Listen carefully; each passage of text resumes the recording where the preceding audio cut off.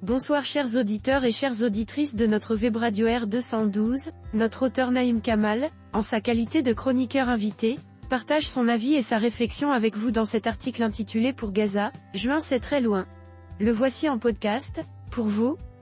Il aura fallu beaucoup de sang et d'horreur, majoritairement des femmes et des enfants, pour que la France, le Royaume-Uni et le Canada fassent entendre un début de désaccord avec la machine de guerre israélienne.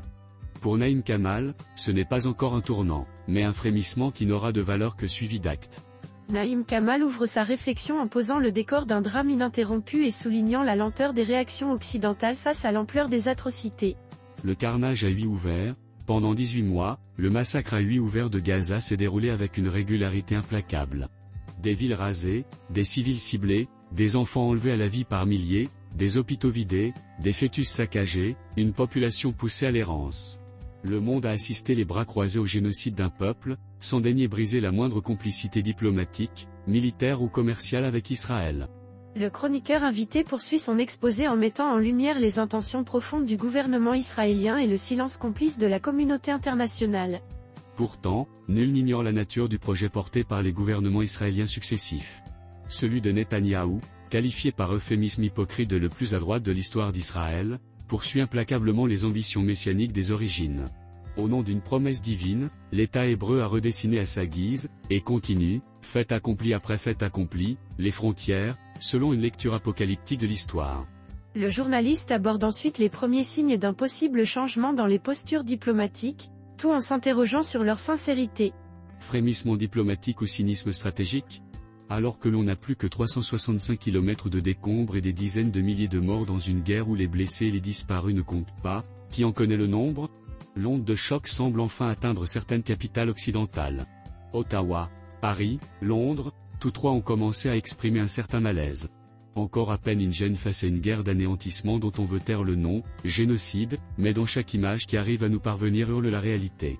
Naïm Kamal enrichit sa réflexion par une observation sur l'évolution de la position américaine, sans pour autant y voir une véritable rupture. Washington, allié indéfectible de Netanyahou et d'Israël, montre des signes d'impatience. Le Washington Post évoque des pressions des partisans de Trump sur l'État hébreu, « Nous vous abandonnerons si vous ne mettez pas fin à cette guerre ». Le vice-président J.D. Vance, lui, aurait annulé une visite à Tel Aviv pour ne pas sembler cautionner l'extension militaire à Gaza. Une inflexion ? On verra.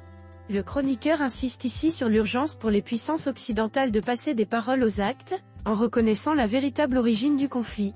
Les grandes capitales occidentales, qui se refusent encore à considérer que l'attaque du 7 octobre n'est pas l'origine de la guerre mais sa conséquence, doivent, pour rester cohérentes et crédibles, dépasser concrètement et rapidement le stade des expressions de l'agacement et des déclarations d'intention.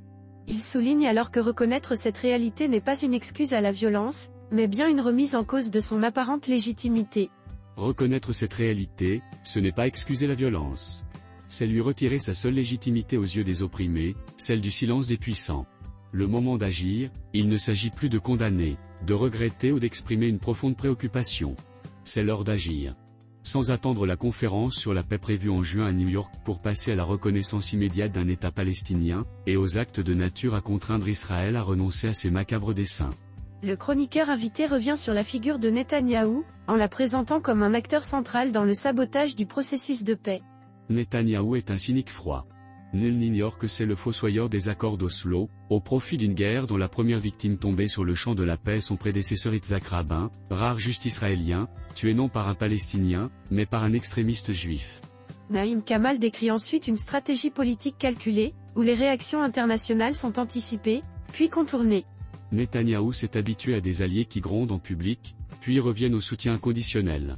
Il s'en vante même publiquement. Il est le produit d'un État habitué aux faits accomplis sans conséquence.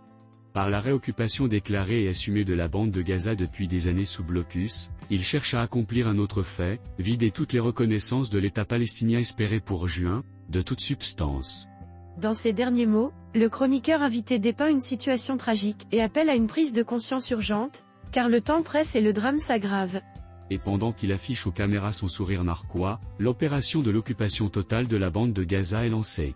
Les tanks progressent, le sang coule encore, les morts s'entassent, les décombres s'épaississent. Sous les bombes et sur les braises, juin paraît loin.